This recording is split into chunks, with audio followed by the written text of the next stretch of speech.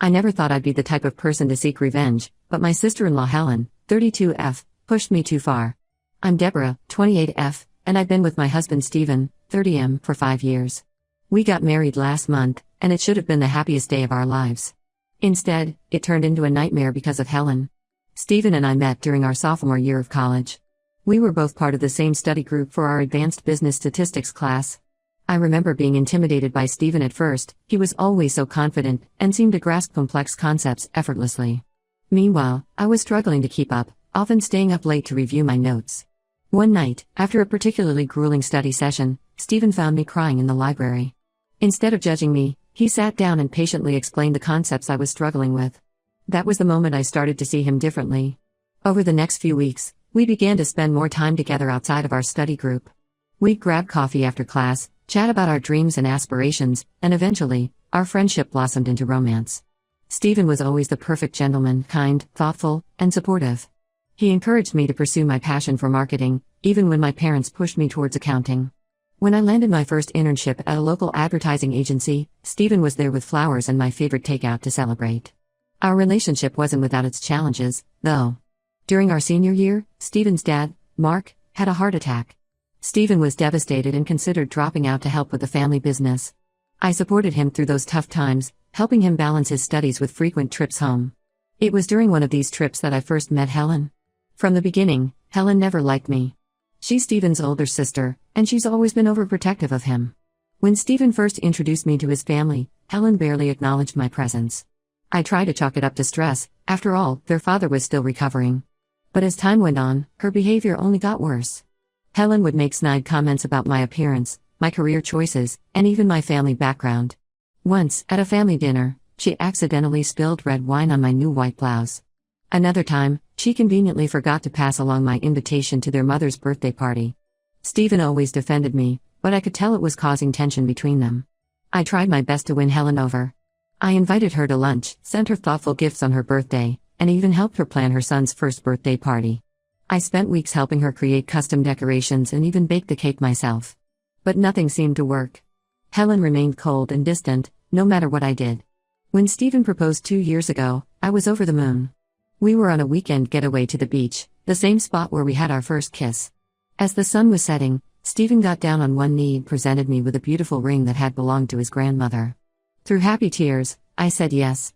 Our engagement party should have been a joyous occasion, but Helen found a way to dampen the mood. She gave a toast that was more about Stephen's accomplishments than our relationship. She even managed to bring up Stephen's ex-girlfriend, mentioning how close they had been. I was hurt, but I tried not to let it show. I wanted to start our new life together on a positive note. As the wedding approached, Helen's behavior became increasingly erratic. She insisted on being involved in every aspect of the planning, from the venue selection to the menu choices. At first, I thought she was trying to be helpful, but I soon realized she was trying to take over. She'd change arrangements behind my back, cancel appointments with vendors, and even tried to convince Stephen to change the date of the wedding. I remember one particularly stressful day when Helen showed up unannounced at our cake tasting.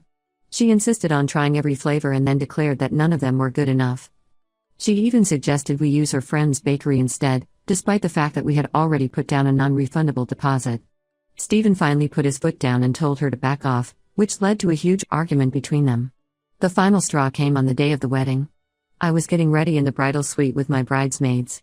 My best friend, Lily, was helping me into my dress, a beautiful, custom-made gown that I had spent months designing. It was perfect, with delicate lace sleeves and a sweetheart neckline. I felt like a princess. Just as we were putting the finishing touches on my hair and makeup, Helen burst in, holding a glass of red wine. She stumbled towards me, clearly drunk, and started ranting about how I wasn't good enough for her brother. She brought up old insecurities, claiming that Stephen was only marrying me out of pity. Before anyone could stop her, she tripped and spilled the entire glass of wine on my wedding dress. I was devastated. My perfect white dress was now stained with red wine, and there was no time to fix it. My bridesmaids tried their best to clean it up, but the stain was still visible. I had to walk down the aisle with a huge red blotch on the front of my dress. Throughout the ceremony, I could hear Helen snickering in the background. During the reception, she made a scene, giving a drunken toast where she talked about all of Stephen's ex-girlfriends and how they were so much better than me. She even went as far as to suggest that Stephen was making a mistake by marrying me. Stephen was furious and tried to get her to leave, but she refused. By the end of the night, I was in tears. What should have been the happiest day of my life had been ruined by Helen's vindictive behavior. Stephen was apologetic and furious with his sister, but the damage was done. Our wedding photos were a constant reminder of Helen's cruelty. In every picture, you could see the wine stain on my dress. After we returned from our honeymoon, I decided I'd had enough. I wasn't going to let Helen get away with what she'd done. I started digging into her past, talking to old friends and coworkers. What I discovered shocked me. Helen had been fired from her last 3 jobs for embezzlement.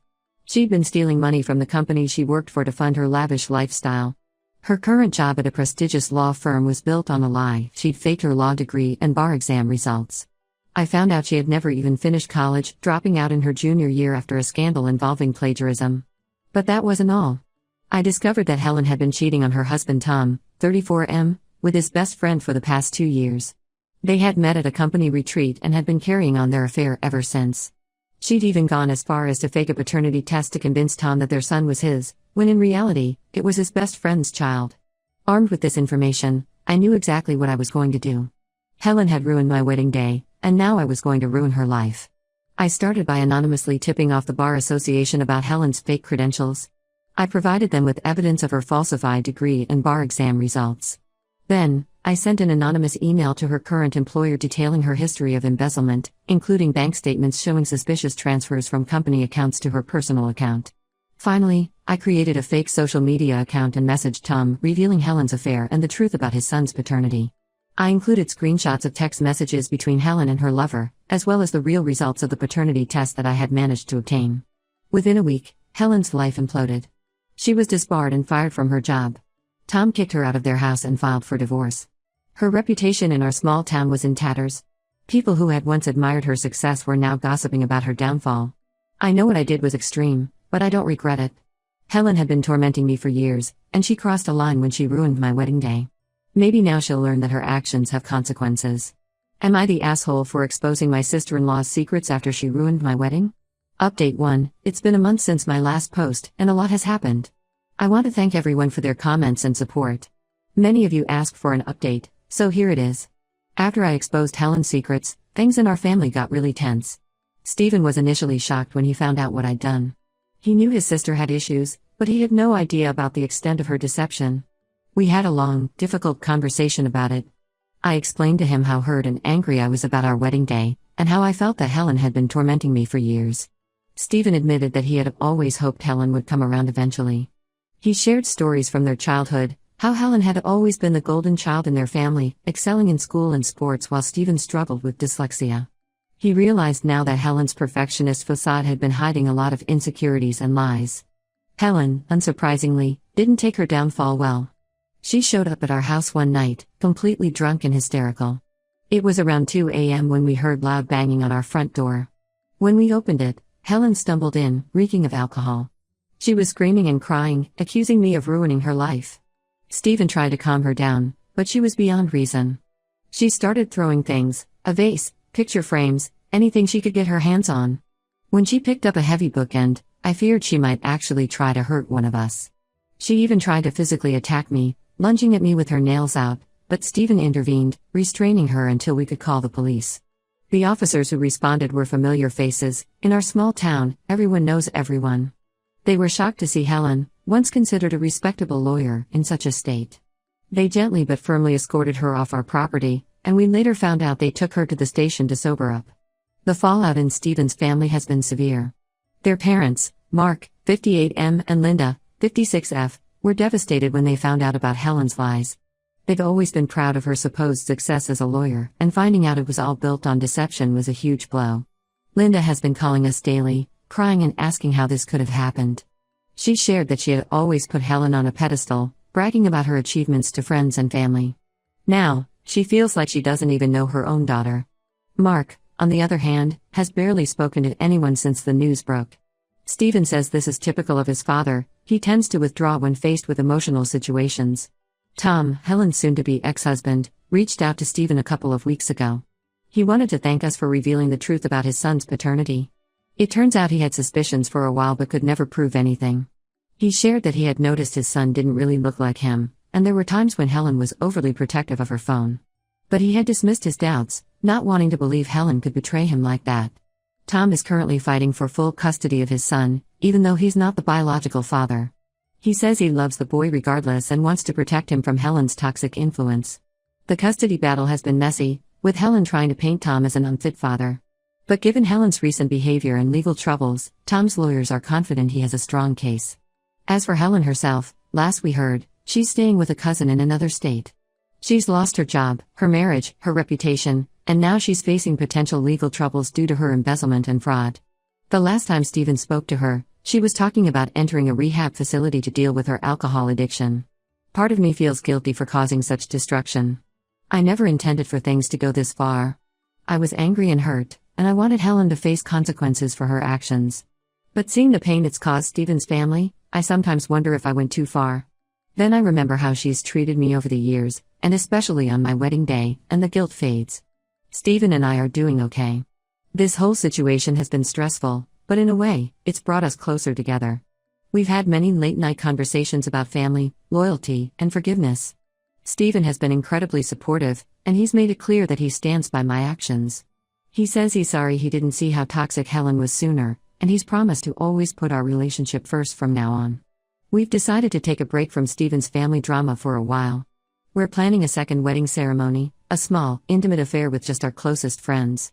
We want to create some happy memories to replace the ones Helen tainted. We're thinking of having it at the beach where Stephen proposed, bringing our relationship full circle. I'll update again if anything significant happens. Thank you all again for your support during this difficult time. Update 2. It's been 3 months since my last update, and the situation with Helen has taken some unexpected turns. About a month ago, we received news that Helen had been arrested. Apparently, her former employer pressed charges for embezzlement, and the evidence against her was overwhelming. The police had been building a case for weeks, gathering financial records and witness statements. They finally had enough to make an arrest. Helen was taken into custody at her cousin's house. According to what we heard, she didn't resist arrest, but she did break down crying as they led her away. She's currently awaiting trial and could face significant jail time if convicted. The arrest seems to have been a wake-up call for Helen. She reached out to Stephen from jail, asking to speak with both of us. At first, I was hesitant. I didn't want to open old wounds or subject myself to more of her abuse. But Stephen felt we should hear her out, so after much discussion, we decided to visit her. We went to the county jail last week, and it was intense. The visit started with an awkward silence as we sat across from Helen, separated by a glass partition. Helen looked terrible, pale, thin, with dark circles under her eyes. Her usually perfectly manicured nails were bitten down to the quick, and her designer clothes had been replaced by a drab prison jumpsuit. As soon as she saw us, she broke down crying. Through sobs, she apologized profusely for everything she'd done, not just at our wedding, but over the years. She admitted that she'd always been jealous of me because she felt I was taking her brother away from her. Helen opened up about her own insecurities and struggles. She confessed to struggling with alcohol addiction for years, which explained some of her erratic behavior. She said it started in college when she was struggling to keep up with her coursework. The drinking led to the plagiarism scandal that got her expelled, and things spiraled from there. She also revealed that she had been diagnosed with bipolar disorder a few years ago but had stopped taking her medication because she didn't like the side effects. This, combined with her alcohol abuse, had contributed to her increasingly erratic behavior. While I appreciate her apology, I'm having a hard time forgiving her.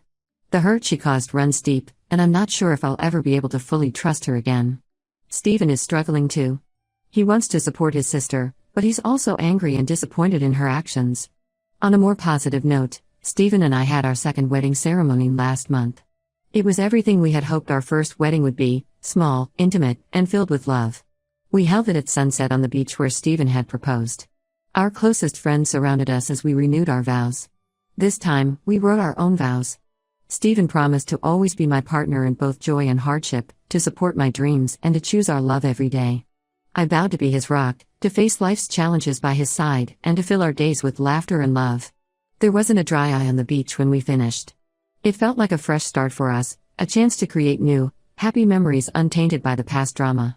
After the ceremony, we had a bonfire on the beach, roasting marshmallows and sharing stories with our friends. It was simple, but it was perfect. Tom's custody battle for his son, who is technically his nephew, is ongoing. The courts are taking the unusual circumstances into account, and it looks like he has a good chance of getting full custody. Tom's lawyers have presented evidence of Helen's unstable behavior and her current legal troubles, which has strengthened his case. The boy is only 3, so he doesn't really understand what's happening, but Tom is doing his best to shield him from the turmoil. He's been taking him to play therapy to help him process the changes in his life. Tom says the boy often asks about his mom, which breaks his heart. Stephen's parents are slowly coming to terms with everything that's happened. They've started seeing a family therapist to help them process their feelings about Helen's actions and her current situation. Linda has been attending Al-Anon meetings, which she says have been helpful in understanding Helen's addiction. They've also been making an effort to rebuild their relationship with Stephen and me. Last weekend, they invited us over for dinner. It was a bit awkward at first, but as the evening went on, we found ourselves laughing and sharing stories like we used to before all this happened. It felt like a small step towards healing. As for me, I'm trying to move forward. I've started seeing a counselor to work through my feelings about everything that's happened. It's helping me process my anger and hurt in healthier ways. We've been working on techniques for managing stress and anxiety, which has been really helpful. Stephen and I are also focusing on our future. We're talking about starting a family of our own soon. We've started looking at houses in a nearby neighborhood with good schools. It feels good to be planning for the future instead of dwelling on the past. I know the road ahead won't be easy, especially with Helen's trial looming, but I feel like we're in a better place now. We're facing things as a team, and that makes all the difference. Update 3. It's been 6 months since my last update, and I wanted to share the latest developments in our ongoing family saga. Helen's trial concluded last month. It was a tense few weeks as we waited for the verdict. The prosecution presented a strong case, with extensive financial records showing Helen's embezzlement. Helen's defense team tried to argue that her mental health issues and addiction contributed to her actions, but in the end, the evidence was too overwhelming. Helen pleaded guilty to embezzlement charges and was sentenced to 3 years in prison. The judge took into account her recent efforts to turn her life around and her willingness to make amends, which resulted in a lighter sentence than initially expected. She'll also have to pay restitution to her former employer. Before she went to prison, Helen asked to meet with Stephen and me one last time. We agreed, and it was an emotional encounter. Helen seemed genuinely remorseful and determined to use her time in prison to work on herself. She's enrolled in an alcohol rehabilitation program and is taking classes to earn a legitimate degree. During our meeting, Helen shared more about her struggles with bipolar disorder and how it had affected her decision-making over the years. She's now on a stable medication regimen and seeing a therapist regularly. While I'm still cautious, I can see that she's making an effort to change. Stephen has been struggling with mixed emotions about his sister's imprisonment. He's relieved that she's getting help, but he's also sad about the circumstances. We've been attending family therapy sessions together, which has been helping us navigate this complex situation. In our last session, Stephen was able to express his feelings of guilt for not noticing his sister's struggles earlier. Tom won full custody of his son, now officially his adopted son. The little boy is adjusting well, and Tom has been amazing throughout this whole ordeal. He's even agreed to let Stephen's parents have visitation rights, recognizing the importance of maintaining family connections despite the complicated circumstances. Last week, we all got together for the boy's 4th birthday party. It was bittersweet, but it felt like a step towards a new kind of normal.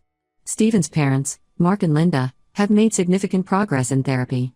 They've come to terms with Helen's actions and have been making a concerted effort to rebuild their relationship with us. We've been having weekly family dinners, and it's been nice to see them without the cloud of Helen's drama hanging over us. Last Sunday, Linda even brought out old photo albums, and we spent the evening reminiscing about happier times. As for Stephen and me, we're doing better than ever. We've put the wedding drama behind us and are focusing on our future. I'm excited to share that I'm pregnant with our first child. We found out a few weeks ago, and we're over the moon. It feels like a new chapter in our lives, one filled with hope and possibility. We've started preparing the nursery in our new house. Stephen has been adorably overprotective, insisting on doing all the painting himself to keep me away from the fumes. We've been having fun picking out furniture and debating over color schemes. Looking back on everything that's happened, I have mixed feelings. I still believe Helen needed to face consequences for her actions, but I regret the way I went about it. I've learned that revenge, while momentarily satisfying, often leads to more pain and complications. If I could do it all over again, I would have tried to address the issues with Helen more directly, perhaps with the help of a family mediator. This experience has taught me a lot about forgiveness, not just of others but of myself. I'm working on forgiving Helen for her past behavior, and I'm also working on forgiving myself for the way I handled the situation. It's a process, and some days are harder than others, but I'm committed to moving forward. As we prepare for the arrival of our baby, Stephen and I are committed to breaking the cycle of family drama. We want to create a loving, stable environment for our child, one where conflicts are resolved through open communication and mutual respect. Thank you all for following our story and for your support throughout this journey. While it's been a difficult road, I feel like we're finally moving towards a brighter future.